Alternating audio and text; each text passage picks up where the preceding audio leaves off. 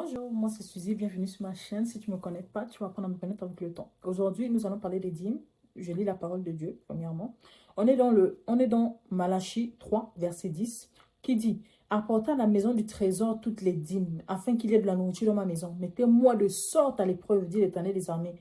Et vous verrez si je n'ouvre pas pour vous les écluses des cieux, si je ne réponds pas sur vous la bénédiction en abondance. La dernière fois, le Seigneur m'a mis à l'esprit. Parce que j'entends beaucoup de choses sur les dîmes et tout, où les gens disent que oui, les pasteurs s'enrichissent avec les dîmes et tout et tout.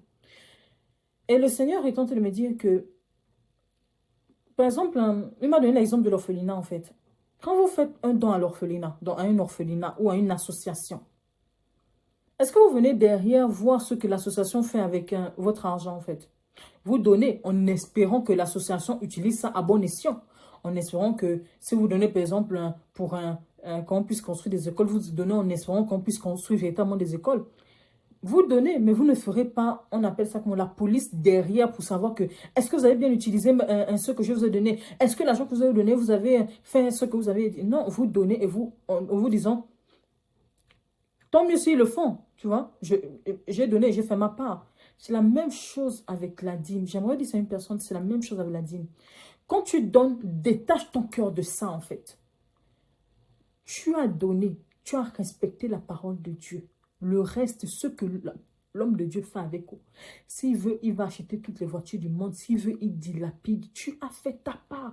Le Seigneur va le juger conformément à ce qu'il a fait. Mais pour toi, tu as fait ta part, en fait. Auprès de Dieu, tu es clean. Peu importe ce que l'homme de Dieu fait avec l'homme, la femme de Dieu ou qui fait avec l'argent là, c'est son problème maintenant avec Dieu. Ça ne te regarde plus. Tu as fait ta part. Tu as apporté dans la maison du Seigneur. On dit bien dans la maison du Seigneur. C'est-à-dire, on n'a pas dit apporter les dîmes aux pauvres et tout. Dans la maison du Seigneur, tu as apporté dans la maison du Seigneur, qui est l'église. Tu as fait ta part. S'ils veulent, non. Ils n'utilisent pas ça pour les pauvres qui sont dans l'église. S'ils veulent, ils n'utilisent pas ça pour entretenir l'église et tout, ou les personnes en nécessité dans l'église. Ce n'est plus ton souci. Enlève le regard de ça. Tu laves tes mains par rapport à ça et tu remets ça entre les mains du Seigneur. Seigneur, j'ai fait ma part. Mais le Seigneur ne s'arrête pas là. Il dit, mettez-moi de sorte à l'épreuve. Et vous verrez si pour vous, je n'ouvre pas les écluses des cieux. Si je ne réponds pas sur vous la bénédiction d'abondance.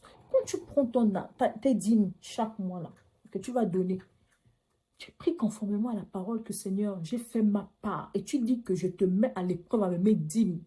Voici, je te mets à l'épreuve. Ouvre les écluses des cieux comme tu as dit et réponds sur moi la bénédiction en abondance comme tu l'as déclaré, Éternel. Voici ta part en fait.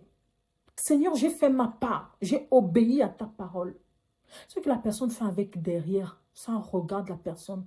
Ce n'est plus mon souci, Seigneur. Si la personne a vraiment utilisé ça pour te servir, gloire à Dieu. Il n'a pas utilisé ça, Seigneur. C'est son problème avec toi. Moi, je viens te dire juste, Seigneur, que j'ai fait ma part. Bénis-moi conformément à ta parole.